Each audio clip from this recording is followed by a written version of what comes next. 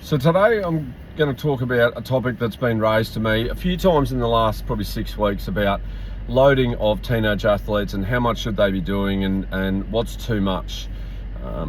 So I'm going to try and break this. It's a really complex topic because there's lots of factors that go into it. There's the argument that, children should be exercising and teenagers, they need to be exercising every single day.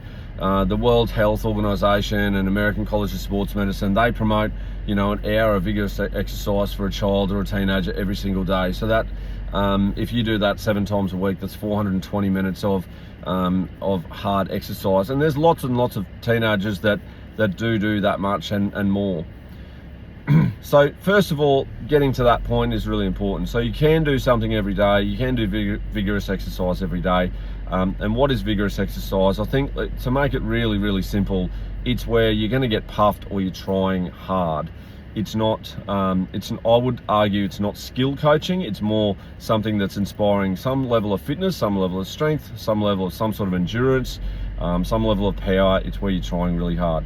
So if we think about that, then we think about like early specialization. So that is probably one of the topics at the moment that's definitely, probably people don't think of that terminology, but when you're doing one sport, 4 or 5 times a week, and then you're playing 2 or 3 games a week, especially if it's contact sport, then the risk of early damage to different parts of your body is definitely increased. And they talk about 20 to 30 games of football a year, and hardly any teenager is keeping to that.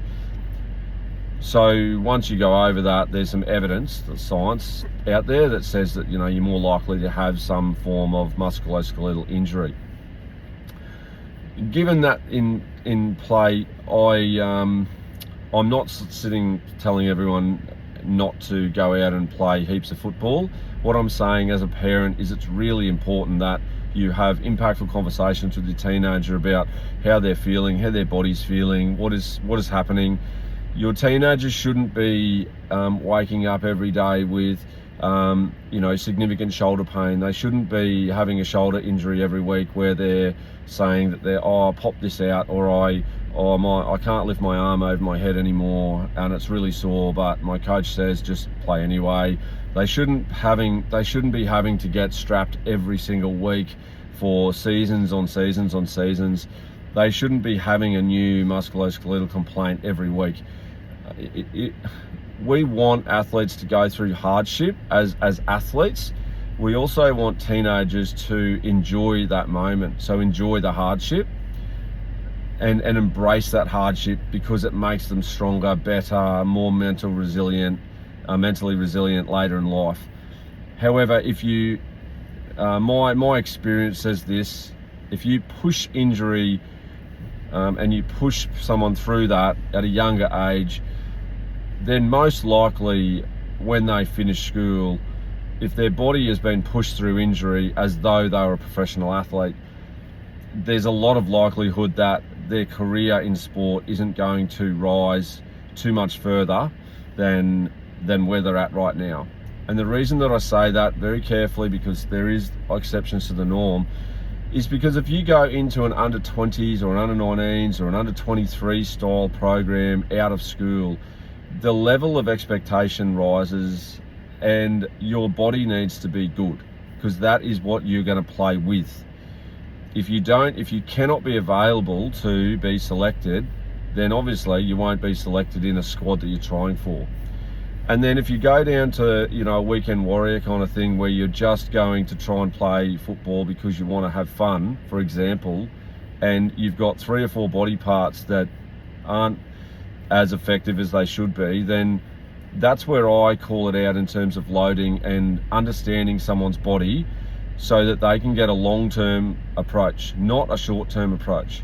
Long-term athletic development was a concept that was developed a long time ago by very smart people, and there's lots of models out there. Like if you want to look up one, you can look up a guy called Bailey, so Bayly, and he developed a model that has stood the test of time, and it works. And then the Australian Institute of Sport have developed a whole bunch of framework around trying to get people to 2032, like that is one of the aims, but it's also a long-term athletic development framework. And if you look at those frameworks, there's nothing in there about, pushing the window at a very young age. It's about developing cornerstone abilities to be able to survive into early adulthood when you're at your physical peak and your mental peak. So if I was to give parents any advice, there's no set way to apply this apart from have really impactful conversations with your teenager, really listen to what they're saying, and try to create impact to them by asking them powerful questions like, do you think this is a good idea? Do you think this pain is normal? Do you think that it's normal to have shoulder injury on injury on injury? And do you think that we should fix this problem before we keep going? In terms of how much to load, I talk to teenage boys and girls all the time. There's a large difference in force and in skill and in size between a 15-year-old and an open boy, like a 17 to 18-year-old boy and girl. If your child can survive 2 or 3, maybe even 4 games some weeks of football at 15, it's less likely that experience will remain at 17, because you're playing against bigger players, and most of those players are now in the gym. They're getting stronger, they're more physical, therefore the contact's more physical, and then you're also dealing with a rapidly growing, you're still maturing body that you have to then recover and then be able to turn up and be available game on game. So maybe you might get carnival football where you get 4 games in a week, but then you need to think about the loading next week needs to come down. So in pre-season, we want to load athletes, we want to condition them, we want to make them tougher, but in season, you don't want to necessarily do that. So if you're going through a high fatigue moment or a week or 2 week period in season, you need to then schedule some downtime to let the body come back so then it can be effective in a competition. So where I see people going wrong right now is where they're going week on week on week, so for 20 weeks in a row sometimes, where you're playing 2 to 3 games of football a week, and then you're wondering why you're getting sore. And why you're getting sore is your body is not getting enough time to heal the damage that goes into it when you go into contact. So when you're thinking about your child or your teenager, and then if you're watching this as a teenager, you've got to make sensible decisions in what games are important at certain points and what games can you ask to play half, to limit your minutes. Because it's not about limiting your minutes, it's not about limiting your fitness, it's not about not playing as much, it's about limiting the contact exposure to allow your body more time to recover, so then you're more effective when you really want your body to be effective. So I hope this helps. If you're a parent of a teenager, if you've got any questions about that type of thing, loading or understanding the type of training that's going to help them grow and prosper into an early adulthood, it's like I said, it's a complex area, and I've probably only covered a couple of things now, but if it helps you, then the purpose of this conversation, that is the purpose of this conversation, just to try to get people to have impactful conversations with their children on loading and understanding pain and understanding their long-term future goals.